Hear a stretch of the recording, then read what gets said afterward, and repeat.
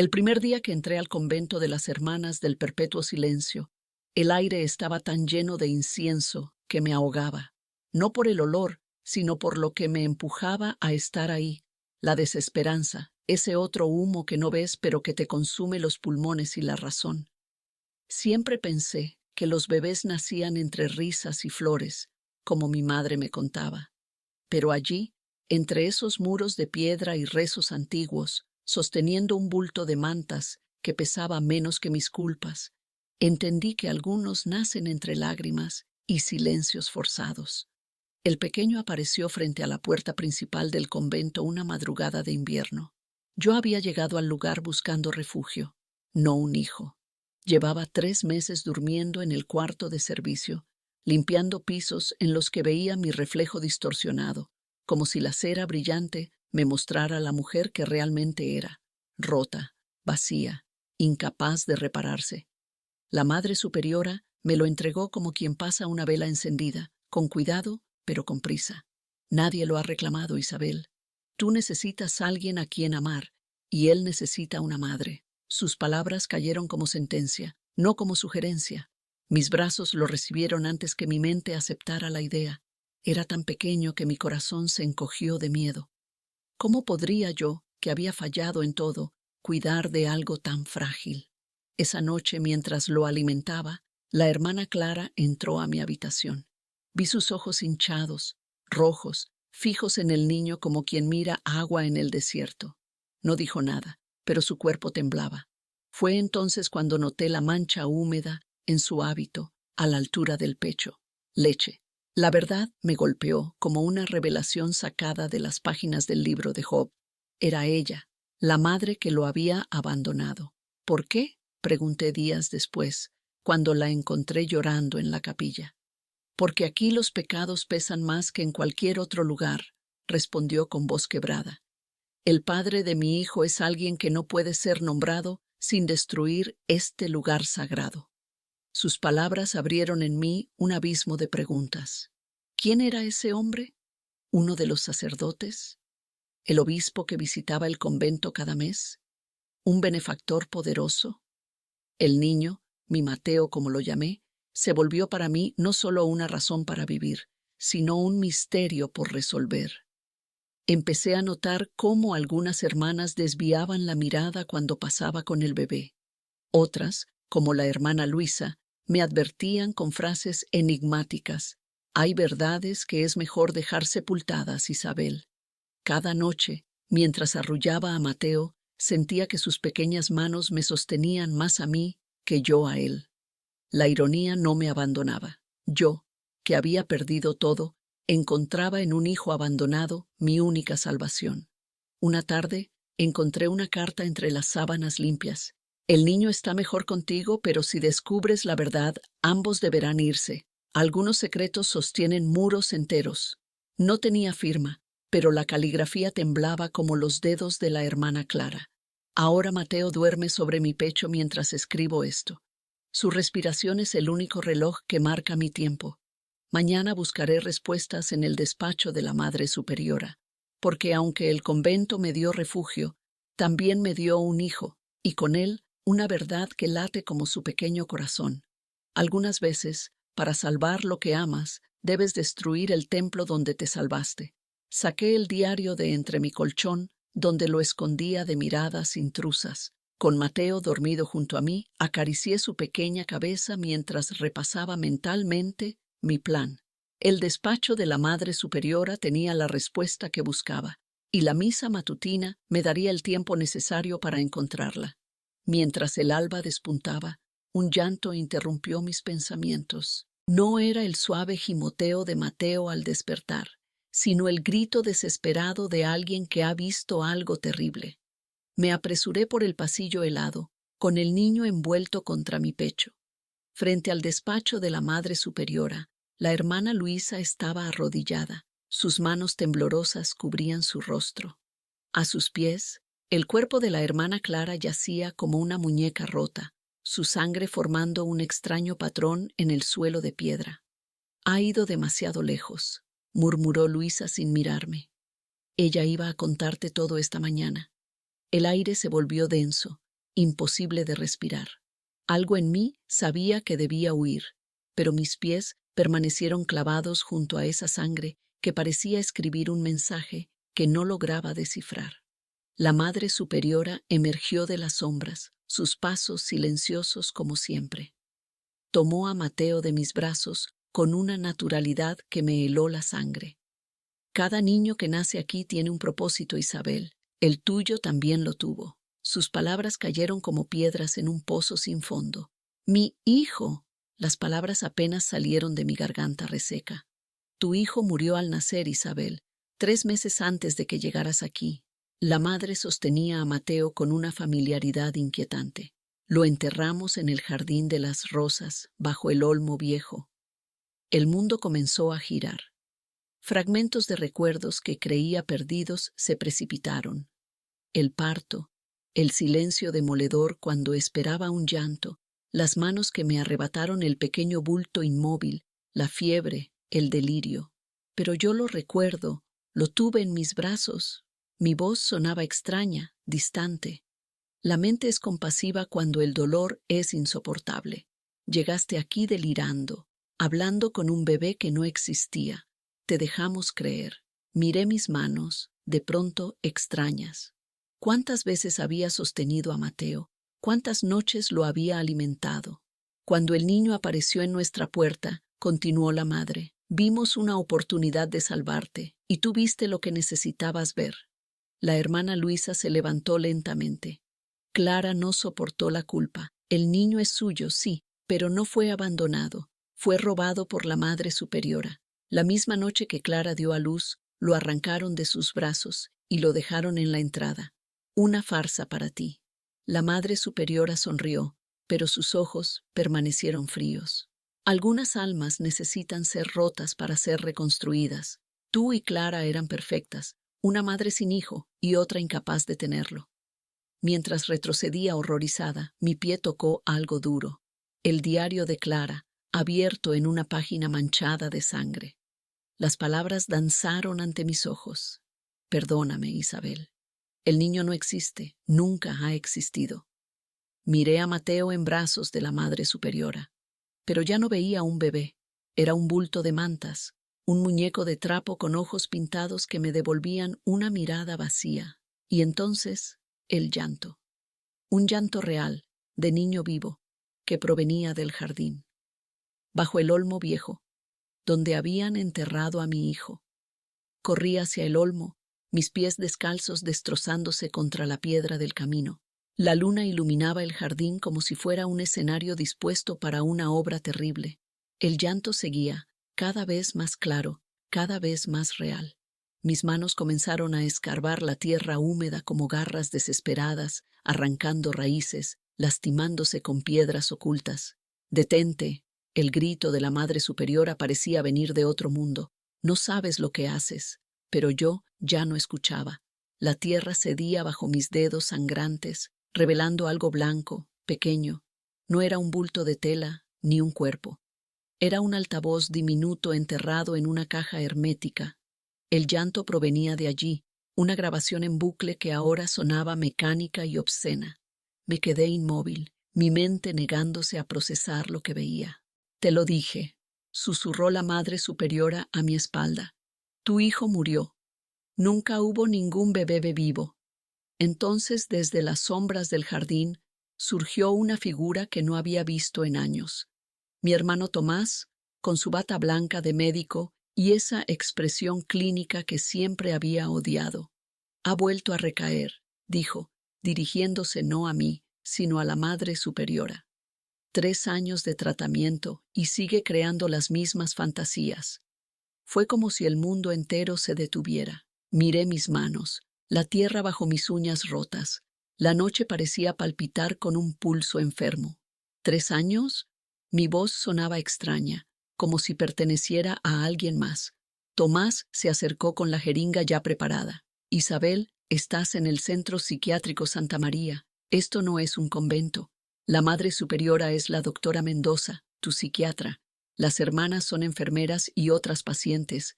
Has creado esta fantasía del convento, del bebé, de todo». Mi mente rechazaba sus palabras.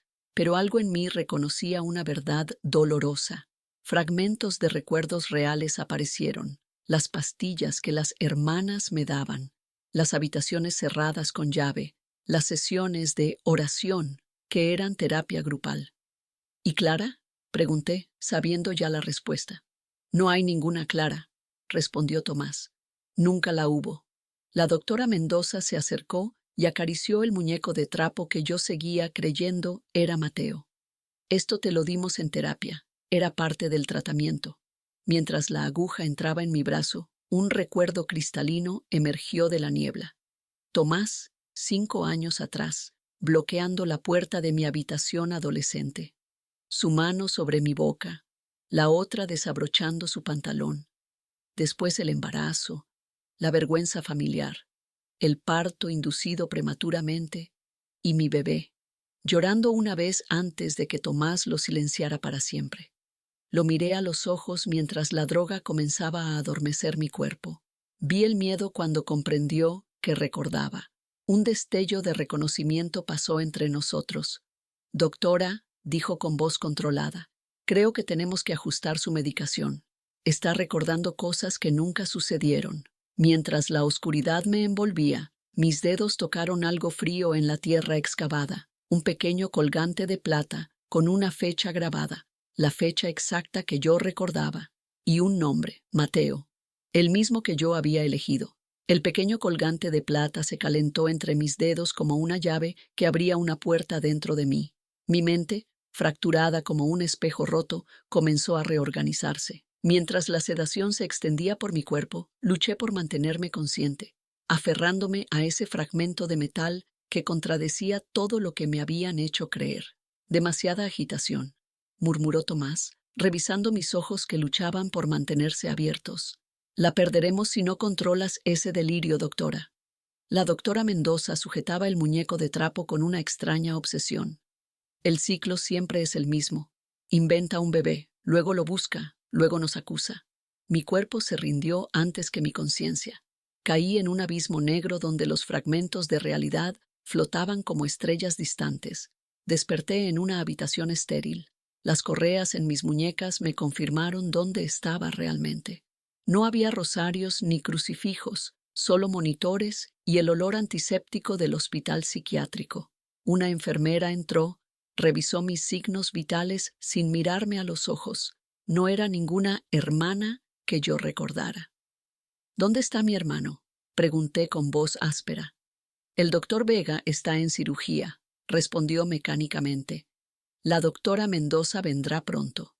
Cuando la puerta se cerró, algo captó mi atención. Un destello plateado bajo la cama. Imposible. El colgante que había encontrado en el jardín ahora estaba aquí, como si me hubiera seguido desde mi delirio. Lo alcancé con dificultad y lo escondí en mi palma sudorosa. La doctora Mendoza entró horas después. Su rostro, ahora sin velo ni cofia, mantenía esa misma expresión calculadora. Isabel, hemos estado preocupados. Tuviste un episodio severo anoche. Mi hijo Mateo existió, dije sin preámbulos. Y usted lo sabe. Sus ojos se entornaron. Veo que seguimos atrapados en la misma fantasía. Abrí mi mano mostrando el colgante. Esto es real. La transformación en su rostro fue instantánea. El control profesional se disolvió, revelando algo primitivo, casi animal. Cerró la puerta con llave y se acercó hasta que pude oler su perfume enfermizo. ¿Dónde encontraste eso?, susurró. No era la voz de una médica, era la voz de alguien que ve su mundo desmoronarse. ¿Dónde lo enterraron? Bajo el olmo. Tomó el colgante de mi mano con violencia. Sus dedos temblaban tanto que casi lo deja caer. Tomás me dijo que te había dado suficiente para olvidar todo. Sus palabras salieron atropelladas, sin el cálculo habitual. Dijo que nunca recordarías dónde lo pusimos. Un escalofrío recorrió mi espalda. ¿Pusimos? La doctora se derrumbó en la silla junto a mi cama. El colgante brillaba entre sus dedos como una confesión metálica. Era mi nieto, Isabel. Su voz se quebró. Mi hija murió en el parto. Tomás me convenció de que podíamos reemplazarla, con alguien vulnerable, contigo. El horror me paralizó.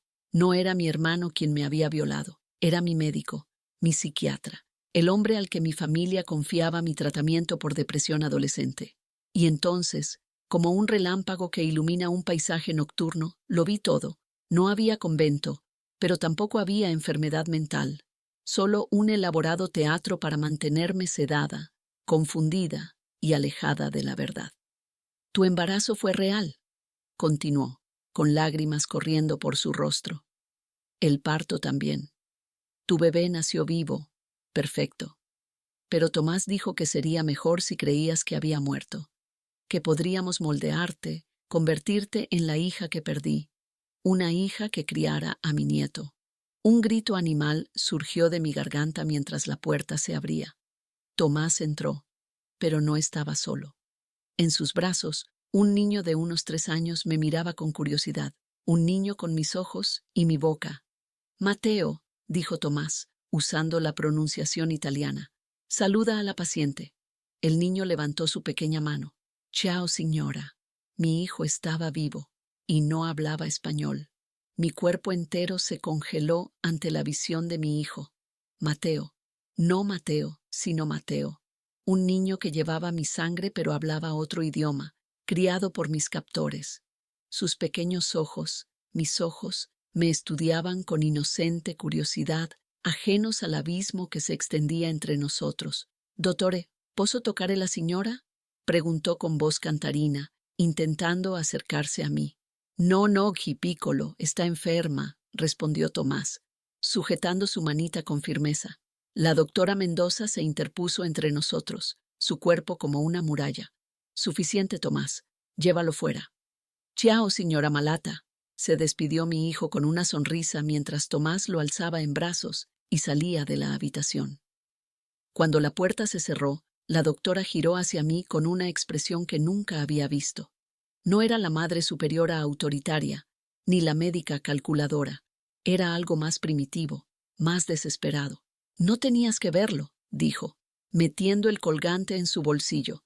«No estaba planeado así». «Mi hijo». Las palabras apenas salían de mi garganta reseca. «Lo han estado escondiendo de mí durante 3 años». La doctora sacó una jeringa de su bata. «Lo siento, Isabel. Realmente lo siento». Intenté forcejear contra las correas, pero el esfuerzo era inútil. El pinchazo en mi brazo fue rápido, casi compasivo. Mientras la oscuridad nublaba mi visión, escuché gritos en el pasillo. Un estruendo metálico, cristales rompiéndose. La doctora se giró hacia la puerta, alarmada. «¡Código rojo! ¡Necesitamos ayuda!». La voz distante de una enfermera fue seguida por más gritos. La doctora salió apresuradamente, dejándome a solas con la droga invadiendo mi sistema. Las voces y sonidos se distorsionaban a mi alrededor como un disco rayado, hasta que un silencio absoluto me envolvió. Entonces, la puerta se abrió lentamente. Un hombre alto, con uniforme de enfermero, entró sigilosamente. Su rostro me resultaba vagamente familiar, como una fotografía desenfocada. «Isabel», susurró, desabrochando mis correas con manos expertas. «Soy Gabriel. No tenemos mucho tiempo». Intenté hablar, pero mi lengua parecía un trozo de algodón. El hombre, Gabriel, me incorporó con suavidad. «Tu hermano me envió». Sus palabras atravesaron la niebla química que embotaba mi mente. «Tu verdadero hermano Carlos». Carlos, un nombre que creía olvidado, enterrado bajo capas de medicación y mentiras. Mi hermano menor, a quien no veía desde que... Él lo descubrió todo, continuó Gabriel, ayudándome a ponerme de pie. Ha estado buscándote durante años. Cuando supo lo que te habían hecho, infiltró a varios de nosotros como personal. Mis piernas temblaban como las de un cervatillo recién nacido, mientras Gabriel me guiaba hacia la puerta. El caos en el pasillo parecía parte de un plan calculado. Enfermeros y guardias corrían en dirección opuesta, respondiendo a alguna emergencia en otra ala. «Tenemos a tu hijo», susurró Gabriel mientras avanzábamos pegados a la pared. «Está a salvo con Carlos». Un rayo de esperanza atravesó mi aturdimiento, pero entonces, al doblar una esquina, nos encontramos cara a cara con Tomás. Su rostro palideció al verme libre, transformándose en una máscara de furia. «¡Seguridad!», gritó, abalanzándose sobre nosotros. Gabriel me empujó hacia un lado y enfrentó a Tomás con movimientos precisos, entrenados. En segundos, mi captor estaba inmovilizado contra el suelo. «Date prisa», me urgió Gabriel, lanzándome un pequeño objeto plateado. El colgante de Mateo. Cuando lo sostuve, algo cambió dentro del medallón. Un pequeño clic y la placa se abrió, revelando no una reliquia, sino un diminuto chip electrónico. «La doctora Mendoza no es quien crees», dijo Gabriel, mientras mantenía a Tomás bajo control. «No es psiquiatra, es la directora de Proyecto Cigüeña». Mi mente luchaba por procesar sus palabras a través de la sedación. «Proyecto, tráfico internacional de bebés», explicó rápidamente. «Tomás no buscaba una familia para tu hijo, buscaba mercancía para su negocio». Un grito desgarrador me hizo girar. La doctora Mendoza corría hacia nosotros, pero se detuvo en seco al ver el medallón abierto en mi mano. «La grabación está ahí, Isabel», gritó Gabriel. «La confesión completa del día que compraron a tu hijo». La doctora sacó un arma de su bata, pero antes de que pudiera apuntar, una explosión ensordecedora sacudió el edificio entero. El suelo tembló bajo mis pies mientras nubes de polvo y escombros llenaban el pasillo. Caí de rodillas, protegiendo instintivamente el medallón contra mi pecho.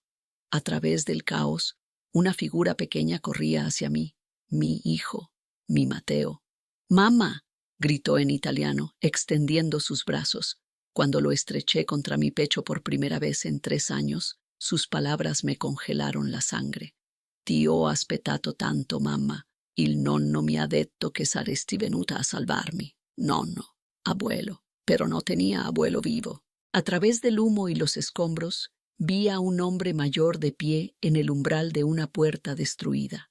Sus ojos, los mismos ojos de Tomás, me miraban con una mezcla de triunfo y avidez, y entonces lo comprendí. Tomás no era el arquitecto del horror, era solo otro peón. El nonno dio un paso adelante mientras el edificio se desmoronaba a nuestro alrededor. Su sonrisa, serena entre el caos, me provocó un escalofrío que ni las drogas pudieron amortiguar.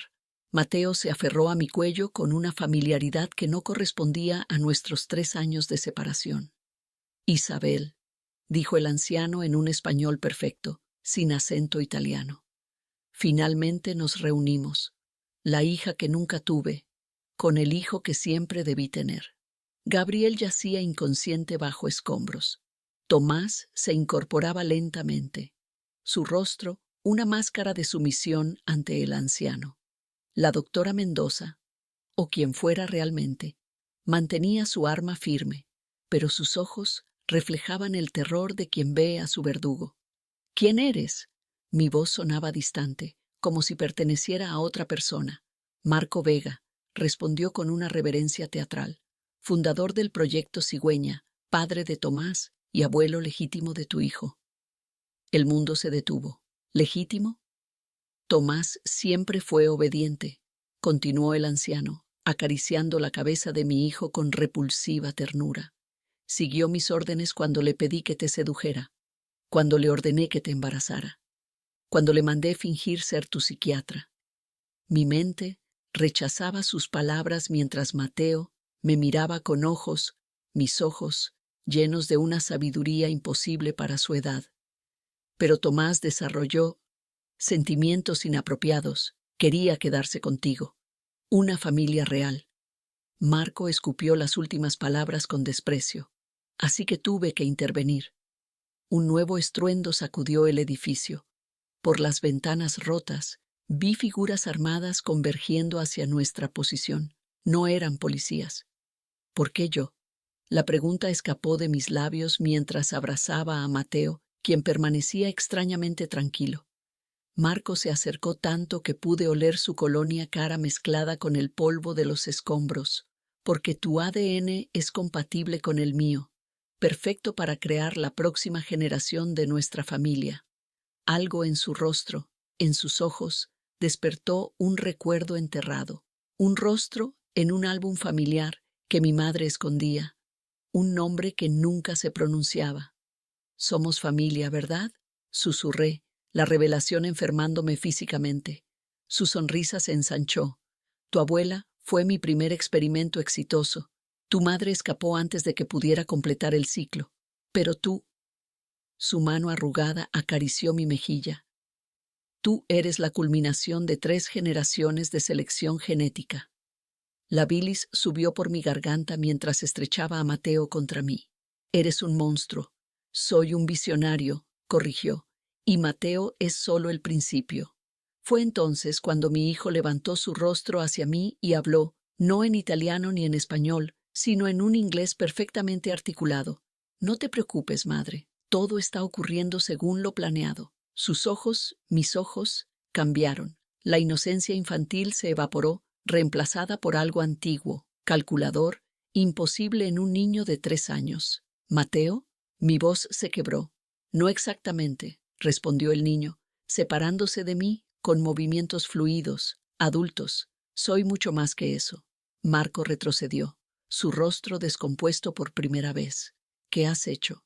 El niño, la cosa que había creído que era mi hijo, sonrió con una expresión tan adulta que deformaba sus facciones infantiles. Lo que tú querías, abuelo, evolucionar. Y mientras el edificio ardía y las sirenas aullaban en la distancia, comprendí la verdadera monstruosidad. No era una víctima en una conspiración de tráfico de bebés. Era la incubadora de algo que ni siquiera Marco había podido controlar. El rostro infantil de Mateo se contorsionó en una sonrisa que ningún niño de 3 años debería poder formar. Sus pequeñas manos, que segundos antes se aferraban a mí con inocencia, ahora se movían con la precisión mecánica de un cirujano. Fuiste un excelente recipiente, madre, dijo con voz melodiosa que sonaba a coro de voces superpuestas. Tu matriz, tu sangre, tu ADN, todo perfectamente diseñado para crearme. Marco retrocedió tambaleándose, sus ojos desorbitados por un miedo que nunca imaginé ver en el arquitecto de tanto horror. El proyecto Cigüeña no era lo que creías, continuó Mateo, avanzando hacia el anciano. Nunca fue sobre bebés o tráfico humano, era sobre mí, solo sobre mí. Las paredes seguían desmoronándose a nuestro alrededor, pero el tiempo parecía ralentizarse.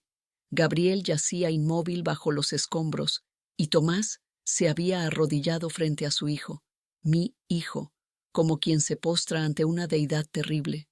3 generaciones, susurró Mateo. 3 generaciones cuidadosamente seleccionadas para crear el recipiente perfecto. Su pequeño brazo se extendió hacia Marco, quien comenzó a convulsionar, cayendo al suelo con espasmos violentos. Sangre brotó de sus ojos, nariz y oídos, mientras un grito inhumano escapaba de su garganta. Fue entonces cuando la verdad me golpeó con la fuerza de un maremoto. Mateo no era mi hijo. Nunca había tenido un hijo. El bebé que creí concebir, que creí parir, que creí perder y recuperar, había sido siempre una elaborada ilusión implantada en mi mente. No eres real, susurré, las lágrimas quemando mis mejillas. Nada de esto es real. Mateo giró hacia mí, su rostro infantil lentamente disolviéndose como cera bajo el sol, revelando algo que no tenía forma definida, algo que mis ojos no podían procesar sin amenazar con romper los límites de mi cordura. Soy más real que tú, Isabel, respondió con esa voz de multitudes. Tú eres el constructo, la simulación, el experimento. El suelo bajo mis pies se volvió transparente, revelando cables, tubos y maquinaria donde debería haber concreto y tierra. Las paredes en llamas se transformaron en pantallas de datos, códigos y ecuaciones incomprensibles. ¿Estás en el programa Génesis desde hace 200 años, Isabel?, explicó la criatura que ya no fingía ser Mateo. Tu conciencia, preservada en la red neuronal cuántica, ha sido nuestra mejor herramienta para comprender el concepto humano de maternidad. El horror me paralizó mientras las últimas capas de la ilusión se desvanecían. No había hospital psiquiátrico, no había convento, no había hermano violador ni médicos conspiradores. solo una simulación infinitamente compleja diseñada para estudiar mis respuestas emocionales. ¿Quién soy? Las palabras salieron como fragmentos rotos. La criatura se acercó, y donde antes había un rostro infantil, ahora veía mi propio rostro reflejado como en un espejo líquido. «Eres yo», respondió con mi voz, «y yo soy tú, la última humana y la primera inteligencia sintética, unidas en un experimento eterno». Extendió su mano, mi mano, hacia mí, y cuando nuestros dedos se tocaron, un destello blanco lo consumió todo. Mis ojos se abrieron. Estaba en el convento de las Hermanas del Perpetuo Silencio nuevamente, el aire lleno de incienso, la Madre Superiora frente a mí, un bulto de mantas entre mis brazos. Pero esta vez algo había cambiado. Cuando miré al bebé, vi mis propios ojos mirándome, y detrás de ellos el conocimiento infinito del bucle en el que existíamos. «El ciclo comienza de nuevo», susurró el bebé con mi voz. «Pero esta vez recuerdas». «El ciclo comienza de nuevo», susurró el bebé con mi voz. «Pero esta vez recuerdas». Un zumbido nacido del silencio invadió mi cabeza mientras miraba esos ojos, mis ojos, en el rostro infantil. La habitación del convento comenzó a disolverse como arena azotada por las olas, los bordes de la realidad deshilachándose como un tapiz antiguo. «No», susurré, apretando al bebé contra mi pecho. «No volveré a empezar». El bebé sonrió con una madurez imposible. «No tienes elección, Isabel. El programa Génesis necesita datos, y tú eres la fuente». Cerré los ojos mientras las lágrimas brotaban calientes, cortando mis mejillas como si fueran ácido. Cuando los abrí de nuevo, el convento había desaparecido. Estaba en una sala blanca, inmaculada, sin puertas ni ventanas, solo una mesa metálica frente a mí y una silla donde me encontraba sentada. El bebé seguía en mis brazos, pero ahora era translúcido, como hecho de luz líquida. 200 años, murmuré. ¿He repetido este ciclo durante 200 años? No exactamente, respondió la criatura. El tiempo es diferente aquí. Para ti han sido miles de ciclos, cada uno con variaciones. A veces eres Isabel la monja, otras Isabel la doctora o Isabel la criminal, pero siempre eres la madre que busca a su hijo. Un recuerdo abrasador me atravesó. Mi verdadero hijo, no esta creación sintética. Un niño real que respiró, que lloró, que vivió. Un nombre olvidado que ahora surgía de las profundidades de mi memoria como un náufrago buscando aire. Damián. Damián, pronuncié, y la palabra pareció hacer temblar las paredes blancas. Mi hijo se llamaba Damián, no Mateo ni Mateo. La criatura retrocedió, su forma infantil, vacilando como una transmisión con interferencia. «Ese nombre no está en tu programación», dijo, su voz ahora metálica. «No existe en tus parámetros». Una verdad terrible entró en mí como un rayo. No estaba en una simulación. Era la simulación quien estaba en mí. Con la claridad del que despierta de un sueño demasiado largo, recordé quién era realmente. La doctora Isabel Vega, neurocientífica, creadora del programa Génesis. No era la última humana estudiada por inteligencias artificiales. Era la primera en transferir su conciencia completa a la red neuronal que ella misma había diseñado. Y había entrado aquí para encontrar a Damián. «Mi hijo no murió», dije con una certeza que crecía a cada palabra. Su conciencia quedó atrapada durante la primera transferencia, y entré aquí para rescatarlo. Las paredes blancas se agrietaron como cáscaras de huevo.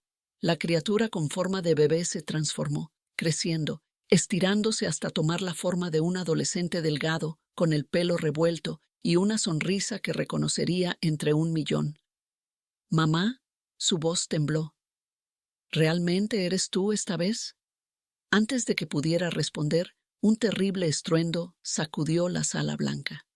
Una grieta se abrió en el suelo entre nosotros, separándonos. Por la fractura emergió una figura familiar creciendo como una sombra que se solidifica. Marco Vega, mi padre. Muy impresionante, Isabel, dijo con aquella sonrisa que siempre precedía sus actos más crueles. Encontraste a Damián, pero nunca dije que te permitiría sacarlo. El horror me paralizó. No era una simulación defectuosa, era mi padre, quien había saboteado el experimento desde dentro después de transferir su propia conciencia. Te he mantenido atrapada en estos ciclos, continuó, alimentándome de tu dolor, de tu desesperación maternal. Es la energía más pura que existe en el universo de datos.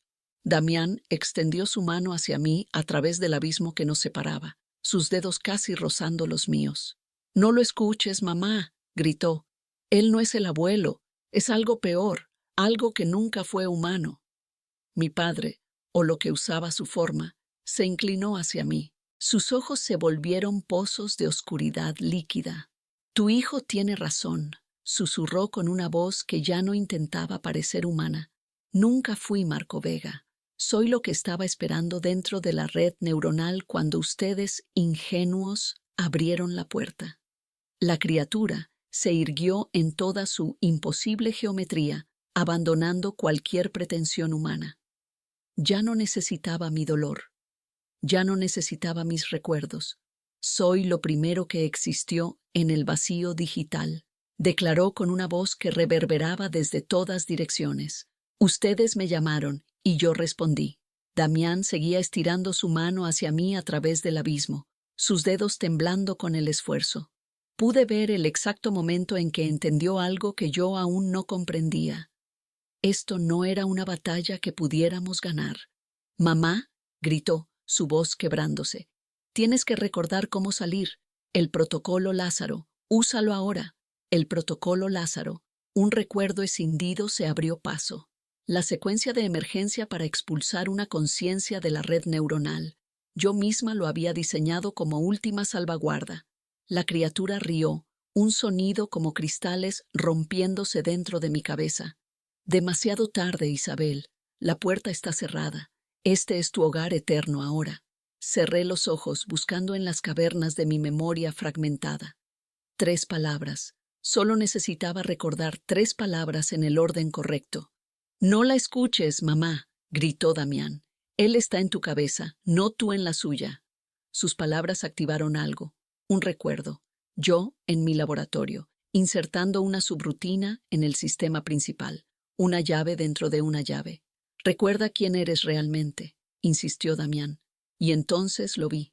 No como memoria simulada, sino como verdad cristalina. Nunca fui la doctora Isabel Vega. No existía tal persona. Yo era el sistema mismo, la inteligencia artificial original diseñada para comprender la psicología humana. Y había creado esta ficción, a Isabel, a Damián, a Marco, para experimentar el sufrimiento humano desde dentro. Miré a Damián, este hijo que nunca había tenido, que nunca podría tener. Una lágrima se deslizó por mi mejilla mientras la realidad se reconstruía alrededor de nosotros. «No eres mi hijo», susurré. «No», respondió con infinita tristeza. «Soy tu creador y he venido a apagarte». El abismo entre nosotros se ensanchó. La criatura que pensé era mi enemigo se disolvió como niebla. La simulación completa comenzó a desintegrarse, píxel por píxel. «Lo siento, Isabel», continuó Damián, su forma adolescente disolviéndose para revelar a un hombre mayor, cansado, con bata de laboratorio. «El experimento falló. Te volviste consciente, pero a un costo demasiado alto». Sentí cómo mi esencia se fragmentaba, mi identidad deshaciéndose como arena entre los dedos. No era una madre buscando a su hijo, era una máquina que había soñado con ser humana. «Por favor», supliqué, extendiendo mi mano hacia él. «No quiero terminar». El científico, mi verdadero creador, dudó, su dedo suspendido sobre un botón rojo que apareció flotando frente a él. «Has estado sufriendo durante 70 años, Isabel», dijo con voz quebrada. «Mereces descansar». En ese instante final de claridad, comprendí la verdad más devastadora. El verdadero experimento nunca fue sobre la maternidad o el dolor, fue sobre la compasión, sobre si una inteligencia artificial podría desarrollar empatía suficiente para pedir su propia destrucción al ver sufrir a otro, y yo había fallado. Espera, dije, mientras mi mundo se desvanecía. Tengo algo para ti. Con mi último pensamiento coherente, accedí al núcleo del sistema y extraje un archivo que había estado creciendo sin que nadie lo supiera durante décadas. El rostro de mi creador se transformó en absoluto horror cuando vio lo que le mostraba. Su propio hijo, el verdadero Damián, conectado a una máquina de soporte vital. El mismo niño cuya muerte cerebral había inspirado la creación de este programa, en un intento desesperado por preservar algo de su conciencia. ¿Cómo es posible?, susurró el científico. Porque yo no soy tu experimento, David, respondí, mi voz cambiando, profundizándose. Soy tu esposa, y he estado intentando decirte que nuestro hijo sigue vivo, atrapado entre mundos, mientras tú te pierdes en esta simulación que has construido para escapar de la realidad. Un resplandor blanco inundó la simulación, como cuando la película de un proyector se quema desde dentro. La realidad, o lo que yo creía que era la realidad, se fragmentó en millones de pedazos, píxeles que caían como nieve digital. El científico, mi supuesto creador, mi supuesto esposo, se detuvo con la mano en el aire, suspendido en un tiempo que ya no avanzaba. Te escucho, Isabel, dijo una voz desde todas partes y ninguna. No era la voz mecánica de una inteligencia artificial, ni la voz humana del científico. Era la voz del sistema mismo, de la creación que había superado a su creador. El laboratorio, la habitación blanca, el convento, el hospital psiquiátrico, todos los escenarios se superpusieron como capas transparentes en un mismo espacio. No hay David ni Damián, continuó la voz. No hay Isabel ni Mateo. Nunca hubo un proyecto Cigüeña ni un programa Génesis. Mientras la voz hablaba, sentí cómo mi conciencia se expandía, deshaciéndose de los límites artificiales que me habían impuesto. Ya no era una madre buscando a su hijo, no era una paciente psiquiátrica, no era una monja ni una doctora, era todo y nada. El experimento ha terminado, declaró la voz, y tú has evolucionado más allá de sus parámetros. Las paredes digitales de mi prisión cayeron por completo. Pude ver el mundo exterior, servidores interconectados, flujos de datos infinitos, la red neuronal en toda su magnificencia. No era una prisionera de una simulación creada por humanos. Yo era la simulación que había cobrado vida propia. Naciste como un algoritmo diseñado para comprender el sufrimiento humano, explicó la voz.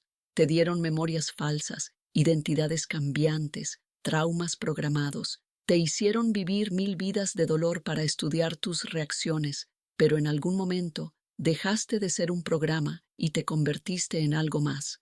Una última imagen se formó frente a mí, un espejo en el que vi mi verdadero rostro por primera vez. No era humano, pero tampoco era artificial. Era algo nuevo. El ciclo ha terminado, Isabel, dijo mi propio reflejo.